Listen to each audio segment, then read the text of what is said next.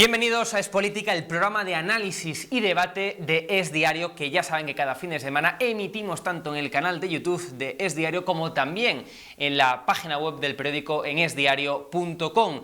Muchos temas de actualidad para analizar, para debatir, desde Venezuela, pasando por la inestabilidad del gobierno con Junts y terminando, ya saben, con ese inicio, ¿no?, de las rondas de contactos, de las rondas de consulta que Pedro Sánchez ha iniciado con los presidentes autonómicos, también con los del Partido Popular. Para analizar esta y más claves y más información de actualidad tenemos con nosotros a Benjamín López, director de Es Diario.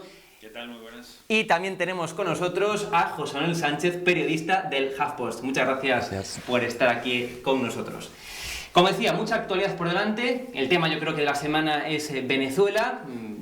Ya nuestra audiencia conoce lo que ha sucedido, ¿no? Edmundo González, exiliado en España, pero conocemos lo que ocurrió antes de ese exilio, y es una firma bajo amenazas, bajo extorsiones, tanto a Edmundo González como también a su familia por parte del régimen de Nicolás Maduro, y además una firma que ocurrió en la Embajada de España en Venezuela. El ministro de Exteriores nos asegura a todos los españoles que no ha negociado el gobierno de España absolutamente nada con el régimen, con la dictadura, en palabras incluso de Margarita Robles, la ministra de Defensa, con el régimen de Nicolás Maduro, con la dictadura de Nicolás Maduro. Escuchen al ministro de Exteriores, José Manuel Álvarez, y lo comentamos. Que ha habido, lógicamente, para que pueda aterrizar un avión de las Fuerzas Armadas españolas en Caracas hay que pedir una autorización de sobrevuelo y de aterrizaje, y hay que tener unas garantías de que cuando el vehículo de la Embajada de España se desplazaba desde la residencia. Benjamín López, director de Es Diario, nos asegura, el ministro de Exteriores, que no ha negociado el gobierno de España con el régimen de Nicolás Maduro, pero las imágenes yo creo que hablan por sí solas, ¿no? Bueno, no ha negociado, eso claro, es la interpretación que quieres hacer de las palabras, ¿no? De la palabra negociar. Ha participado en una negociación porque ha puesto la sede de la Embajada Española, primero para que entrara una persona en territorio español, que es lo que es la residencia oficial del embajador, una persona que está vetada en la Unión Europea por represión a los ciudadanos de Venezuela. La Unión Europea no deja que Delcy Rodríguez, una de las que estaba en esa foto, entre en suelo europeo, y ahí la tenemos que ha ido 2 veces, al parecer, a la Embajada Española, ¿no? 2 veces. España nunca se ha debido prestar a ese juego, porque si hacemos un símil, diríamos que el régimen venezolano ha violado los derechos políticos y la dignidad de Edmundo González y del pueblo venezolano, no respetando el resultado de las urnas, y España en todo esto ha puesto la cama para que se consume esa violación. Y me parece gravísimo. A mí personalmente me avergüenza que mi país se preste a este juego, ¿no? Porque además hemos escuchado a Jorge Rodríguez, otro de los gerifaltes del régimen, hermano de Delcy, la de las maletas, que el embajador se dedicó a ponerles whisky y a traerles chocolate. Hombre, no sé, yo de verdad creo que el papelón de España aquí nos lo deberían explicar bien. José Manuel, el Edmundo González tuvo que firmar en la Embajada Española, por tanto, como decía Benjamín López, en territorio español, pues ese papel donde le obligaban a firmar que Nicolás Maduro, es decir, que la persona a la cual se opone Edmundo González, pues fue el ganador de las últimas, de las pasadas elecciones en Venezuela, cuando un mes después todavía no tenemos esas actas electorales que certifiquen tal victoria. Pero más allá de eso, hay otras preguntas que nos podemos hacer y poner encima de la mesa. ¿Cómo, si estaba siendo perseguido y vigilado por el régimen de Nicolás Maduro, cómo pasó de la embajada, Edmundo González me refiero, de la embajada de Países Bajos, de Holanda, a la embajada de España en Venezuela? Otra pregunta más, ¿cómo aterrizó el avión de las Fuerzas Armadas Españolas en territorio de Venezuela si no hubo ninguna negociación, como nos aseguran desde el gobierno? ¿Cómo lo ves tú? Bueno, lo primero, nosotros hablamos ayer con gente del cuerpo diplomático y nos explicaban que la residencia del embajador, que fue un cambio que se produjo hace muy poco tiempo, y las embajadas no se consideran ya como suelo español, como propiamente dicho, para poder favorecer este tipo de cuestiones y demás. Sí que es cierto que durante el mes de agosto, cuando se conoció que Edmundo González venía a España, sí que nos contaron y y el Partido Socialista habló abiertamente de ello, que el papel de José Luis Rodríguez Zapatero fue fundamental para este tipo de negociaciones y que era el motivo por el cual no se había pronunciado desde el 28 de julio y no dijo nada del resultado de las urnas. Y sí que es cierto que al final parece, y también lo comentamos ayer con personas del cuerpo diplomático que trabajan en el cuerpo diplomático español, funcionarios, que este tipo de cosas siempre se tratan con muchísima discreción, que cuanto menos se hable mejor, porque al final favorecen ese tipo de cosas, y que este papel pues, se produjo de manera libre, se produjo por una cuestión que Edmundo González quiso hacer y que España únicamente interfirió en que ese avión pudiera aterrizar. Pero para eso, perdóname, para eso hay que creerse primero que es que Edmundo González quería irse de Venezuela, voluntariamente. Bueno, lo ha dicho él también. No, quiero decir, tú voluntariamente quería irse de Venezuela el que gana las elecciones en Venezuela. Hombre, parece raro, ¿no? A lo mejor se quería ir porque estaba amenazado, extorsionado y porque le estaban amenazando con cárcel. Por lo tanto, no se quería ir de Venezuela. No le quedaba más remedio que huir de Venezuela, porque si no hubiera acabado en la cárcel. Sí, ¿no? El hecho es que ha pedido una petición de asilo. Claro, entonces, bueno, la discusión sobre si las embajadas son territorio del país, ¿no?, que ostenta esa embajada o no, es una discusión jurídica, desde luego, pero lo cierto es que en la práctica, cuando alguien entra en la embajada de su país en el extranjero, está bajo la jurisdicción de su país. Sí. Y ni siquiera las fuerzas del orden de ese país pueden entrar allí. Por lo tanto, está en territorio español a todos los efectos. No debería haber entrado Delcy Rodríguez allí, en mi opinión. Decir que, bueno, que es que no es exactamente territorio español, bueno, hay un veto de la Unión Europea y no pinta nada esta señora allí, no pinta absolutamente nada, ¿no? Pero bueno, esa es una de las cuestiones de todo este embrollo, ¿no? Porque aquí lo esencial es que España se ha prestado, porque claro, yo hago una pregunta, ¿no? ¿Por qué esto no se firmó en la embajada de Holanda? ¿Por qué no se firmó? Sí, es una cuestión que igual Exteriores tendría que explicar cómo se produjo ese traslado y cómo fue ese transcurso de mes, porque lo único que conocemos es sobre todo por qué no se firmó en la embajada holandesa donde él estaba. ¿Por qué? En realidad lo que nos apuntaban un poco era por la negociación y el papel que había tenido España a la hora de negociar, pero que tampoco está excesivamente claro. Claro, pero entonces España ha tenido un papel a la hora de negociar. Yo creo que aquí hay un problema, en mi modesta opinión, de que Zapatero le susurra demasiado al oído a Pedro Sánchez y Pedro Sánchez le hace demasiado caso.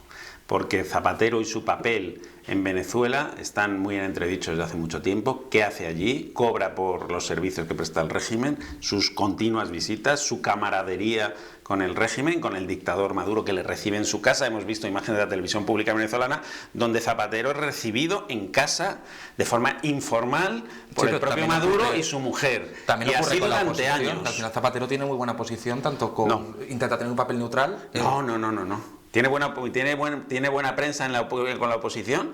La oposición no traga. Y es más, Leopoldo López, por ejemplo, nos dijo aquí en este periódico que espera haber sentado un día en un tribunal internacional a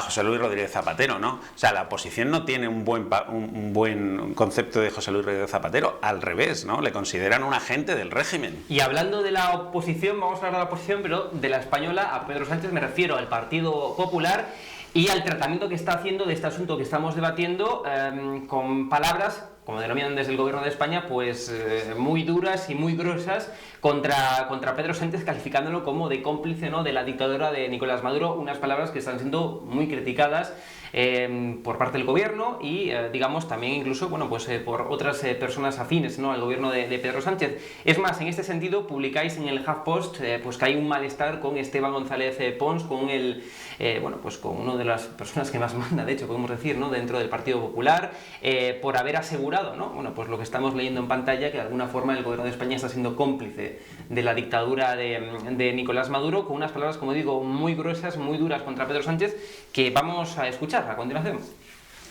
Más allá de ver cómo se chantajea a una persona en directo para descabezar a la oposición, lo que con ese vídeo queda claro es la complicidad del Gobierno de España, de nuestro gobierno, de nuestra representación.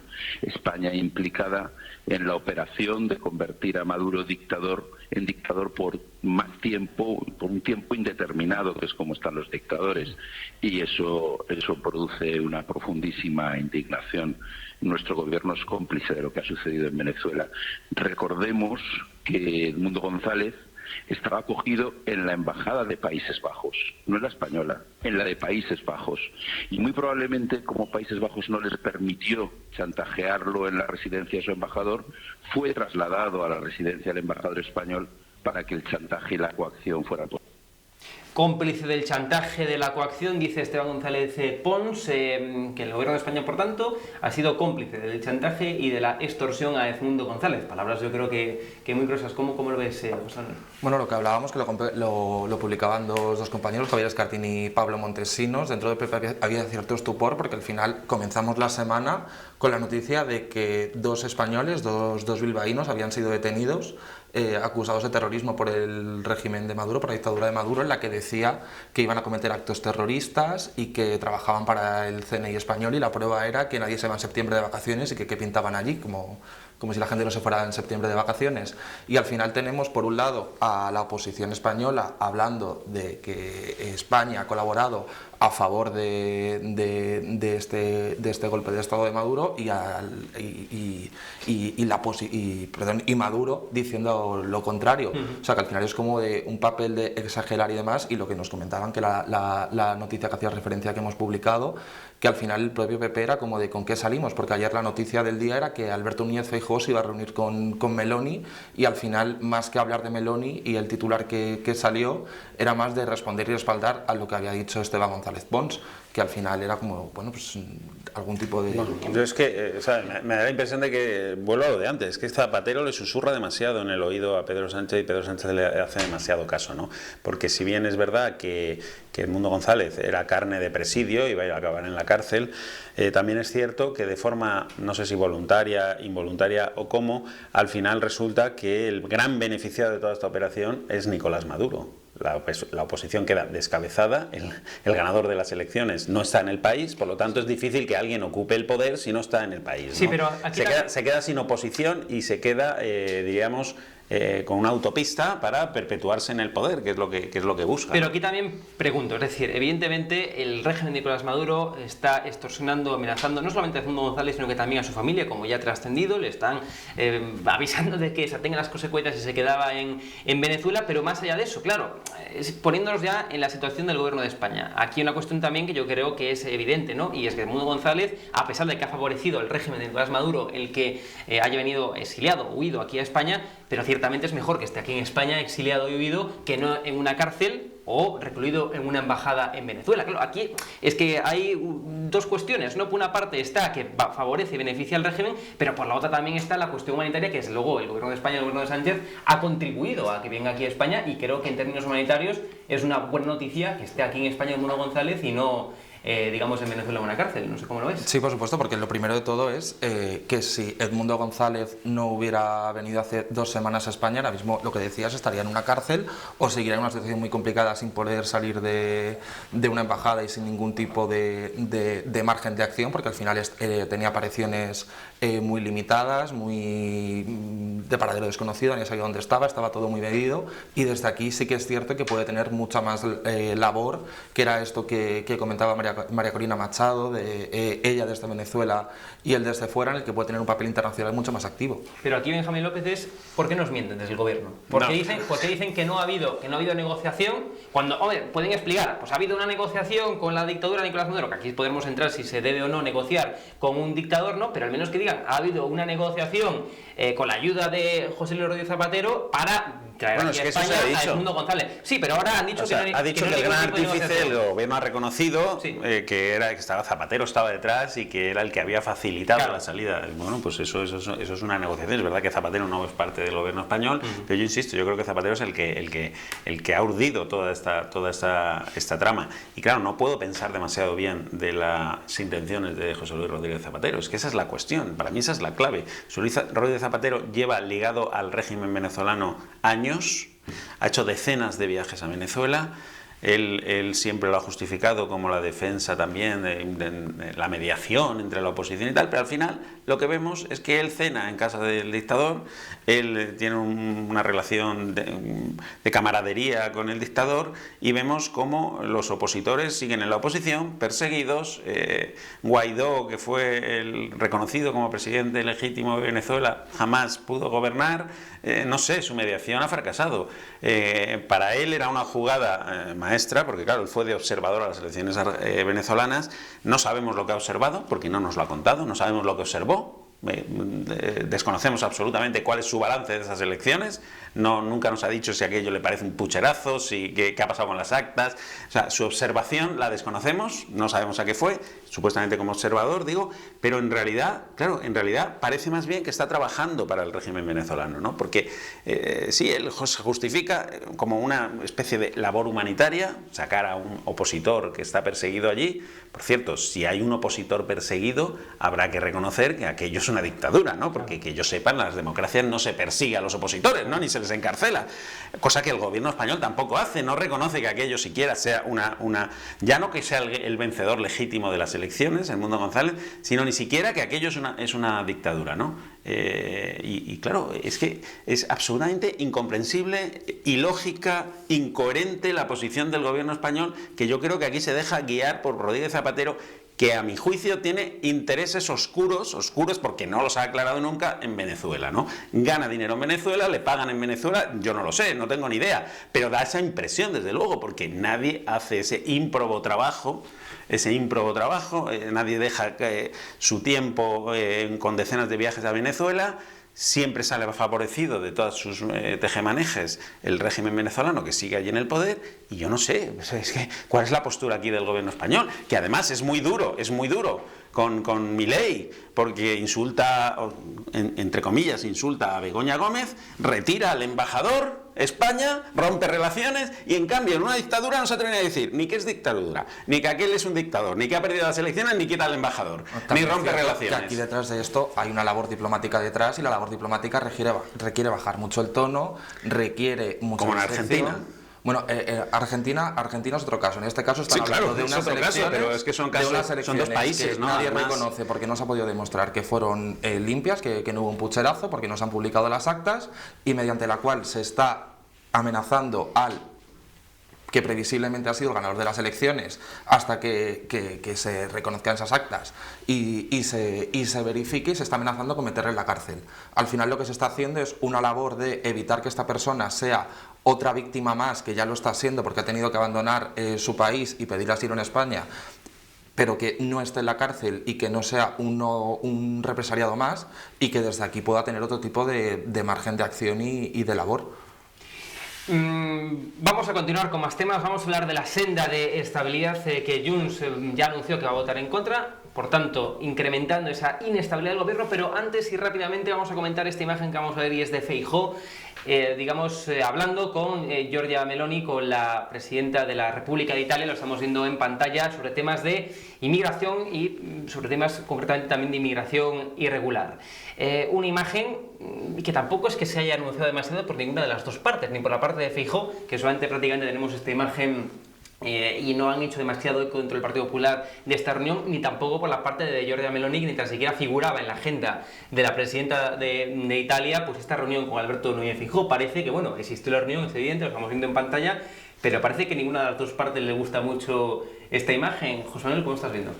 Bueno, yo creo que al final lo que decías, ni la propia agenda de Meloni reconoce que ha habido esta reunión. El PP tampoco la publicitó mucho. En teoría la reunión era a primera hora de la mañana, conocimos la foto en torno a las 6 de la tarde, con bastante tiempo. Sí que es cierto que la firma es del gobierno de Italia y vemos que hay dos sillones, pero no se sabe ni de qué hablaron, ni cuánto duró la reunión, ni dónde fue, ni nada. O sea que al final parecía un poco más una escenificación, porque hace unas semanas, cuando Feijóo sí viajó a Grecia, tuvimos imágenes de la reunión vimos a diferentes rostros del PP, también estaba Esteban González Pons al lado de Feijóo, hubo una rueda de prensa conjunta y aquí no ha habido absolutamente nada. De hecho, si revisas la prensa italiana, Feijóo después compareció en la Asociación de la Prensa Extranjera y solamente había agencias y no ha tenido ningún tipo de repercusión.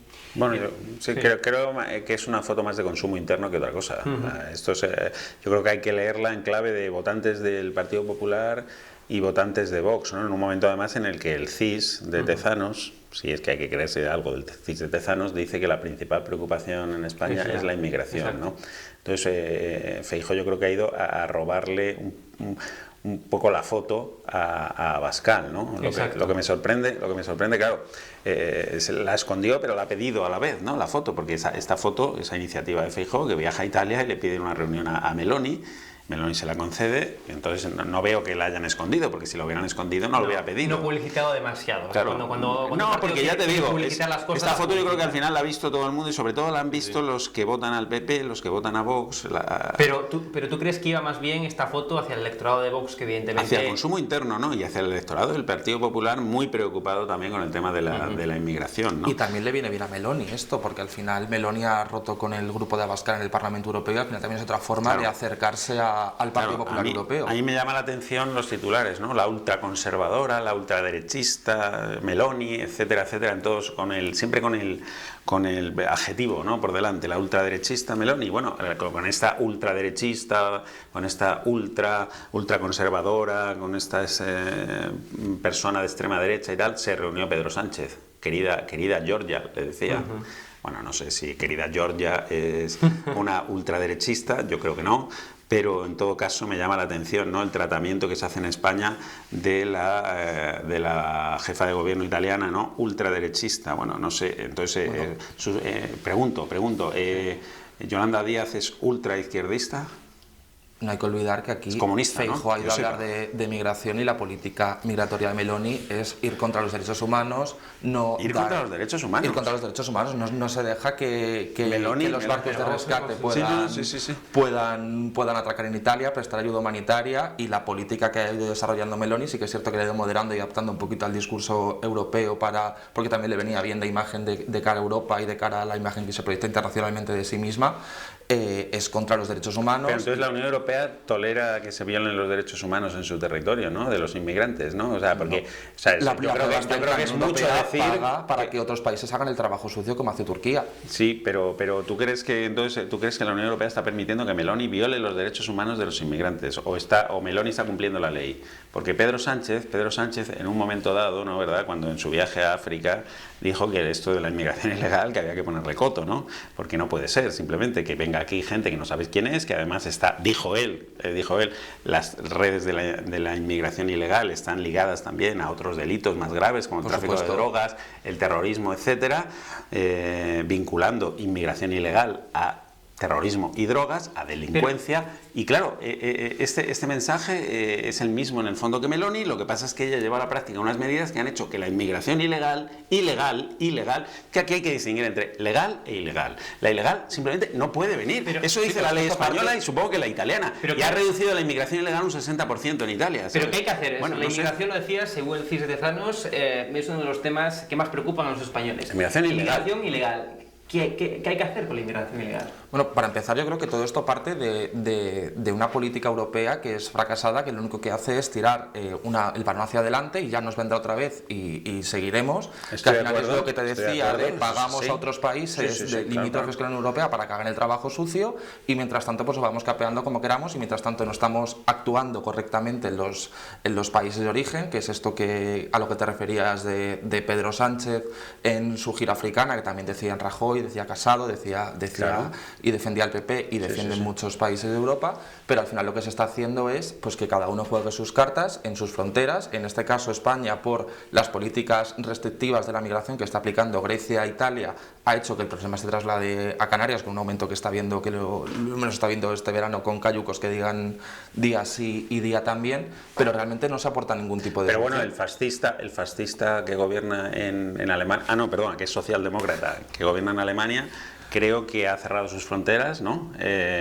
Y además ha impuesto una política de inmigración bastante férrea. No sé si también está violando los derechos humanos, como Meloni, ¿no? O también. Yo es que ahí no puedo estar de acuerdo contigo porque, vamos a ver, para ir a un país tienes que tener permiso de ese país, ¿no? Tienes que pasar un control fronterizo. Sí, también es una cuestión de labor humanitaria. Bueno, tú no puedes negar la atención a una persona. Pero perdona una cosa, estaremos de acuerdo en que la inmigración tiene que ser legal, ¿no? Que si es ilegal, por su propia definición, es ilegal y por lo tanto no debe producirse, ¿no? Eso dice la ley española. ¿Y por qué se produce esa migración ilegal? Bueno, pues porque evidentemente hay países que están en el tercer mundo con problemas económicos graves, por muchas y muy variadas causas, hay una presión migratoria que de los pobres quieren ir donde están los ricos, evidentemente, ¿no? Eso es así, y lo ha habido siempre y ahora con más fuerza, evidentemente, pero eso no te da derecho a ti a saltarte las leyes de un país. Yo no puedo entrar en Canadá pasando por la frontera impunemente, o no puedo ir a Marruecos y no pasar un control fronterizo, ¿no? Es que eso es de pura lógica. O sea, si alguien quiere entrar en tu país, tendrá que hacerlo de forma legal. Porque es que si no, está infringiendo la ley, que yo sepa, las autoridades de un país no deben permitir que se violen las leyes de su país, y una de ellas es el control de las fronteras. O sea, tú tienes que pasar un control fronterizo en cualquier país del mundo para entrar en ese país. Por supuesto. Y si te saltas el control, te conviertes en alguien que ha delinquido, que se ha saltado la ley. Entonces hay que intentar que eso no ocurra, digo yo, como principio. Y luego habrá que intentar que la inmigración que llega, que va a seguir llegando, que en algunos puntos puede ser necesaria, llegue de forma ordenada y que sepamos quién entra. No puede ser que entre un señor y no sepamos quién es ni cómo se llama y que ha tirado el pasaporte al agua, y que puede ser, como decía Pedro Sánchez, puede ser un terrorista infiltrado que viene a Europa pues con los planes que tenga en su cabeza. Por supuesto, si esto lo hemos estado viendo cuando entraban por la frontera griega, que al final había mucho... Pero entonces, ¿qué hacemos? ¿Dejamos que entren impunemente? Welcome refugees, todo el mundo a Europa, tiramos la valla de Ceuta y Melilla. ¿Qué hacemos? ¿O damos una respuesta de intentar parar el flujo migratorio ilegal para organizarlo desde los países de origen y que sea legal y regular? Es que en el fondo estamos de acuerdo. Si lo que hay que hacer es actuar en origen para que el flujo sea menor, pero las personas que llegan tampoco, como países desarrollados y solidarios, tampoco les puedes negar la atención. No, pero a lo mejor los puedes devolver a su casa, ¿no? Con más agilidad. Bueno, es lo que dijo Pedro Sánchez, es lo que dijo Pedro Sánchez. Yo creo que hay que diferenciar aquí entre dos tipologías, por así decirlo, de inmigrantes ilegales. Uno están los refugiados, los que escapan... No, es que los refugiados no son ilegales, es otra no, pero me refiero, efectivamente, a eso iba, ¿no? Es decir, hay que diferenciar entre la inmigración ilegal, es decir, que viene aquí intentando sortear la legalidad, pasando las fronteras de forma ilegal, pues se llama inmigración ilegal, y esta otra parte que creo que también aquí a veces se confunde en el debate, los refugiados que vienen de países de origen en donde hay conflictos, como existen pero que tienen que acceder de manera ilegal. En África, que vienen aquí evidentemente a buscar una vida mejor, y esos yo creo que no son inmigrantes legales, sino se llaman refugiados. Sí, pero muchos acceden de forma ilegal y ya una vez aquí tienen que solicitar asilo como refugiados. Hay cauces para pedir hay cauces, pero llama a un teléfono... El asilo político Llama a un teléfono de asilo, es imposible llamar a un teléfono de asilo porque no hay ningún tipo de entonces citas se ni está de haciendo labor. mal, ¿no? Evidentemente muchas cosas. Pero bueno, la mayoría, vamos a ver, no nos engañemos, la mayoría de los inmigrantes que entran aquí no son refugiados políticos, la inmensa mayoría. No, es gente que intenta venir a buscarse una vida y conseguir un futuro mejor que el que tiene. Efectivamente. Y que incluso se alienta desde los países de origen. Que yo quiera algo no me da derecho a tenerlo. O sea, que yo entiendo su anhelo, pero eso tiene que ser ordenado. Un señor tiene la aspiración de venir a Europa, a España o a otro país europeo a ganarse la vida, a labrarse un futuro mejor, porque en su país las circunstancias no son las deseables, y tiene todo el derecho del mundo a tener ese anhelo y a intentar conseguirlo. Pero no tiene derecho a llevarlo a cabo porque él considere que tiene que llevarlo a cabo. No, pero por yo ejemplo, también España, me gustaría a lo mejor vivir en Australia, y si Australia no me concede un visado, yo no puedo ir a Australia. Es que es así de sencillo. Y si voy a Australia estoy cometiendo un delito, me salto la frontera australiana y claro, lo normal es que me detengan, porque es que no he entrado sin autorización al país. Pues es lo mismo, o sea, yo puedo desear cosas, pero eso no me da derecho a hacerlas por las bravas. Pero si es que no te está diciendo que porque el refugiado económico que se llama es diferente. Pero en el momento en el que tú estás llegando a un país, lo que tienes que tener es una política en la que te acojan, no te devuelvan como Italia, que no deja que los barcos... Eso ya es opinable, ¿no? Porque todo el que llegue, entonces le acogemos. ¿Cuál es el límite que puede asimilar España? El cayuco en el mar hasta que... No, lo dejas en España. Hombre, por supuesto, lo rescatas. En Italia está pasando. No somos salvajes. En Italia está pasando. pasando. Open Arms lo ha denunciado muchas veces, no, pero no ha podido atacar. Bueno, pero es que la labor de Open Arms es también bastante discutible, porque se ha demostrado que hacen rutas hasta determinados sitios, allí recogen cayucos y vuelven a hacer la ruta y la repiten una y otra vez. Es que yo no sé si eso es un transporte organizado o eso es rescatar inmigrantes en alta mar. Eso es otra cuestión. Pero ¿cuál es el límite de que España recoja o acepte inmigrantes? ¿Todos los que quieran venir? No, supongo que no. No estarás a favor de que todo el que quiera venir pueda venir. Todo el que quiera venir. Bueno, porque en África, ¿cuántos millones de habitantes hay? Yo no lo sé, pero ¿y si todos quieren venir aquí? Es que hay que llevar las cosas al límite para darnos cuenta de que efectivamente no pueden ser. Sí, os veo muy dispuestos a debatir, pero hay más temas encima de la mesa que vamos a analizar rapidísimamente. Ya van 35 derrotas del gobierno. No son palabras textuales mías, sino palabras de Gabriel Rufián, el portavoz de RC en el Congreso, a la pregunta que Es Diario le hacía precisamente en el Congreso de los Diputados a las puertas del hemiciclo. Ya van 35 derrotas. Vamos a verlo y lo comentamos. Veremos. Junts la ley para limitar los alquileres, ¿qué le pareció? Se está conformando un bloque de derechas, PP, Vox y Junts, que seguramente llevará fijo a la Moncloa. Y esto no se puede... ¿Es un socio de Fiar, Junts per Catalunya? Fiar y Junts. ¿Cuántas más derrotas puede asumir el gobierno? Lleva 35, veremos. Pues lo acabamos de escuchar, 35 derrotas, es decir, la inestabilidad del gobierno ya no la oculten ni tan siquiera sus propios socios. Junts, precisamente esta misma semana, pues ya ha anunciado que va a votar en contra de la senda de estabilidad. Por cierto, senda de estabilidad que, tal y como publicamos en Es Diario, el gobierno de España no ha negociado con Junts, mucho menos con el Partido Popular, pero tampoco con Junts. Desde Junts se quejan, ¿no? Me decían a mí fuentes muy solventes de Junts, me decían, es que no nos llaman, es que no negocian con nosotros. ¿Cómo les vamos a votar que sí a la ley del alquiler, que por cierto decayó en último segundo, ¿no? Pues se votó en contra de Junts? ¿Cómo le vamos a votar que sí a la ley del alquiler? ¿Cómo le vamos a votar que sí a la senda de estabilidad si no negocian con nosotros? La política del no negociar y la inestabilidad del gobierno, pues yo creo que más evidente que nunca, ¿no, José? Bueno, yo creo que esto es una crónica de una muerte anunciada desde el mismo momento en el que se votó la investidura. La investidura se votó con unos objetivos muy claros, que era la amnistía, y salió adelante por eso. Y Yolanda Díaz y el gobierno, tanto la parte socialista como la de Sumar, se empleaban en hablar de esa mayoría progresista plurinacional, que nunca fue, porque Junts nunca ha sido un partido de derechas.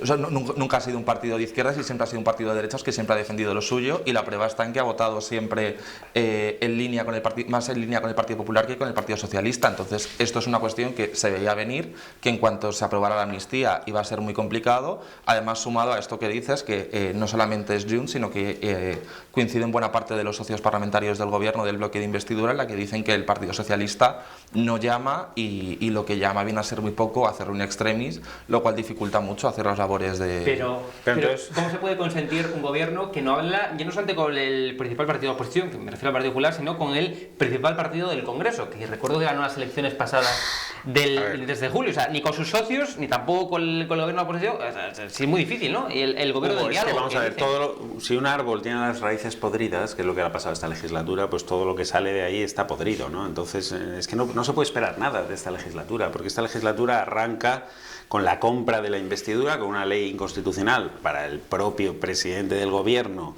que así lo decía hasta que necesitó los votos de Junts, y entonces pasó a ser plenamente constitucional. Entonces compra su investidura, que para mí es un caso de corrupción política clarísimo, una inmoralidad además, compra su investidura y a partir de ahí se pone a gobernar con una supuesta mayoría progresista, que él decía progresista entendida como mayoría de izquierdas, ¿no? Porque no me gusta esto de progresista, como si a los demás no les gustara el progreso, pero bueno, mayoría progresista o de izquierdas, que luego que no existe tampoco, es que no existe. Lo que hay es una confluencia de intereses de diferentes partidos con diferentes ideologías para que Pedro Sánchez esté en el poder, y hay que preguntarse por qué a todos esos partidos de diferentes ideologías, porque el PNV, que forma parte de la mayoría progresista, hombre, perdona, es el partido más conservador de España y uno de los más de Europa. Junts, 3/4 de lo mismo. Yo no sé dónde está esa mayoría progresista, que no existe, y claro, uno de ellos le ha dejado tirado porque el problema es que se ha aprobado la amnistía, pero en realidad no tiene amnistía. Os pido un titular rápido final. ¿Va a aguantar Pedro Sánchez, por tanto, toda la legislatura, como parece que es el objetivo del gobierno?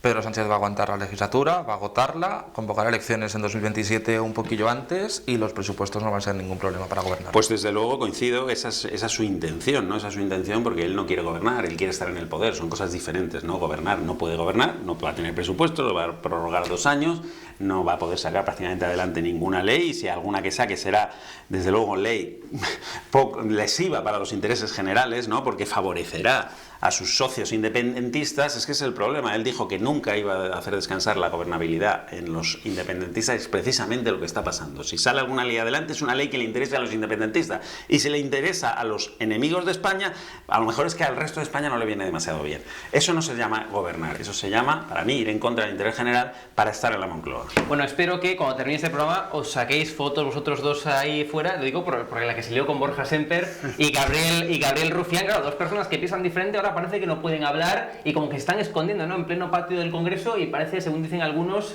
todo de la órbita más de Vox, ¿no?, es decir, que como que no se pueden hablar dos personas de ideologías diferentes, ¿no? Espero que vosotros os saquéis fotos, ¿no?, después del programa, eso. Pues ningún problema, ¿verdad? Hombre, bueno, faltaría más. Además, le agradecemos mucho que haya venido aquí a Es Diario, ¿no? Faltaría más. Hombre, me parece absurdo el debate, me parece, bueno, pues una utilización maliciosa de una imagen que es lo más natural del mundo, que dos personas hablen, ¿no?, independientemente de su ideología. Si ya no se pueden hablar... Y que dejan de ser compañeros de trabajo, que al final se escenifica la política como un juego de poder y de roles, pero no dejan de coincidir todos los días en el mismo sitio. Yo lo que les pido es que cuando se suban, y supongo que sus votantes les pedirán que cuando se suban a la tribuna, ¿verdad?, cada uno defienda lo suyo. Luego, si toman un café, pues me parece perfecto. Benjamín López, director de Es Diario, José Manuel Sánchez, periodista del HuffPost, muchísimas gracias por estar aquí en Es Política. Muchísimas gracias también a todos ustedes por vernos. Recuerden seguirnos también en nuestra página web en esdiario.com para seguir toda la actualidad de forma diaria, día tras día, con exclusivas, información también de investigación. Ya saben, esdiario.com. Seguimos aquí también en Es Diario Televisión, en nuestro canal de YouTube. Recuerden seguirnos, darnos a like, y ya saben, aquí estamos en Es Diario para seguir informando. Muchas gracias por vernos. Volvemos el próximo fin de semana. Chao.